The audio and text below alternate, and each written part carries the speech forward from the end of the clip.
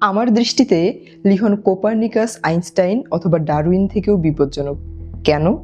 সে প্রশ্নের উত্তর আমি পরে দিচ্ছি। আমি নতুন করে লিওনের প্রেমে পড়েছি, তবে কোনো রোমান্টিক ডিনার বা উপহারের জন্য নয়, তার লেখা একটি বই পড়ে।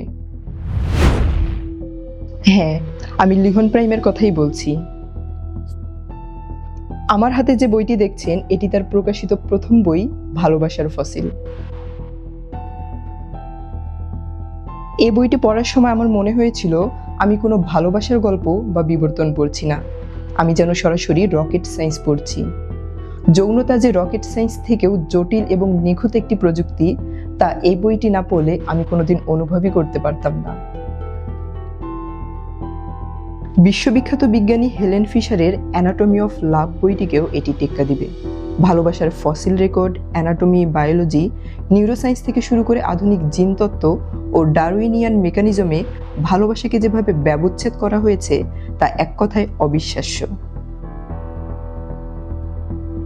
নিউরোকেমিস্ট্রির উপর তার একটি গুরুত্বপূর্ণ অনুবাদ গ্রন্থ, ডোপামিন, দ্য মলিকিউল অব মোর। এ বইটি বর্তমান বিশ্বে টপ 10-এ আছে। এ বইটি আপনাকে শেখাবে আপনার মস্তিষ্কের কোন নিউরো ট্রান্সমিটার আপনাকে কিভাবে ড্রাইভ করে আর সেগুলো নিয়ন্ত্রণের উপায়। আবার নিউরোসায়েন্স সম্পর্কে যাদের জানার আগ্রহ, তারা পড়তে পারেন তার অনুদিত বই, the brain, the story of you.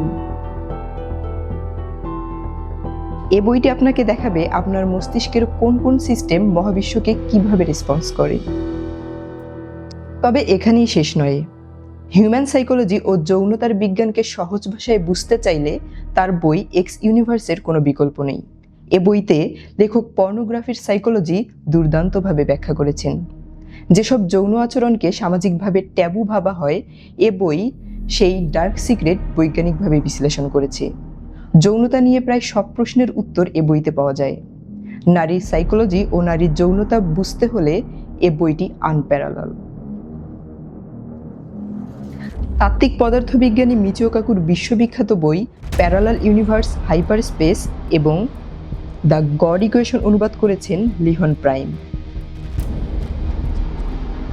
যারা হায়ার ডাইমেনশন, মাল্টিভার্স এবং থিওরি অফ এভরিথিং সম্পর্কে জানতে চান, তাদের জন্য মাস্ট রিড। আর 3.5 বিলিয়ন বছর পূর্ব থেকে আজ পর্যন্ত যৌনতার বিবর্তন প্রক্রিয়াকে পুঙ্খানুপুঙ্খভাবে জানতে আপনাকে পড়তে হবে তার যুগান্তকারী বই সায়ানোব্যাকটেরিয়া থেকে সাইবার সেক্স।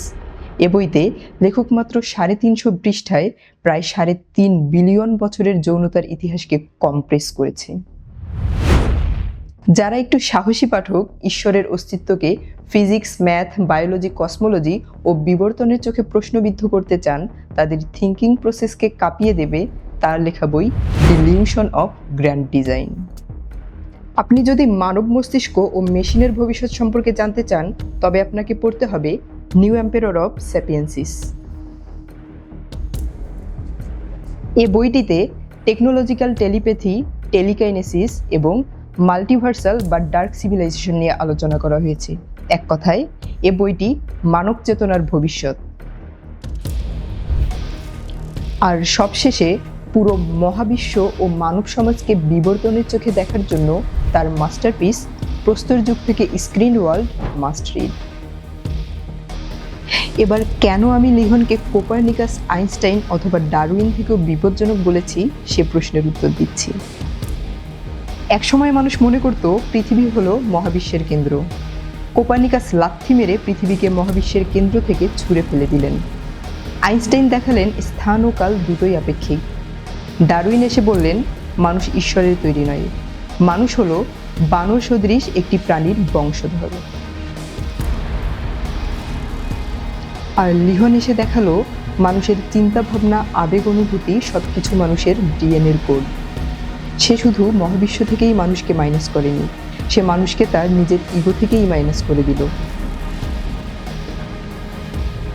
লিওন দেখালো আপনার আবেগ, অনুভূতি আর প্রেম ভালোবাসা হলো মহাবিশ্বের কিছু অণুপরমাণুর খেলা।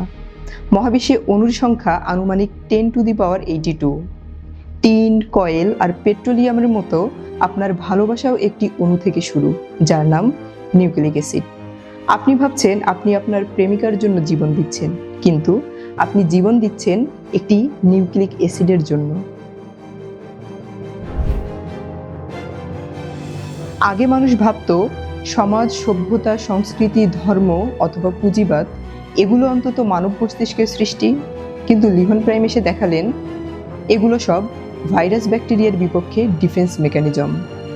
এক সমাজের মানুষ অন্য সমাজের মানুষকে থ্রেট মনে করে, কারণ তারা বিশ্বাস করে নতুন নতুন গ্রুপ নতুন নতুন ভাইরাসের সম্ভাব্য বাহক, আর এটাই জাতীয়তাবাদ সৃষ্টির আদি কারণ। প্রিয় বন্ধুগণ, যারা লিহন প্রাইমের বইগুলো সংগ্রহ করতে চান তারা কমেন্ট বক্সে দেওয়া লিঙ্কে যোগাযোগ করুন। মুক্ত চিন্তা ও মুক্ত বুদ্ধির চর্চার জন্য আমরা একটি ডোনেশন ক্যাম্পেইন চালু করেছি। যারা আমাদের ডোনেট করতে চান তারা আমাদের সাথে যোগাযোগ করুন। আপনাদের সাহায্যের জন্য আন্তরিক ধন্যবাদ।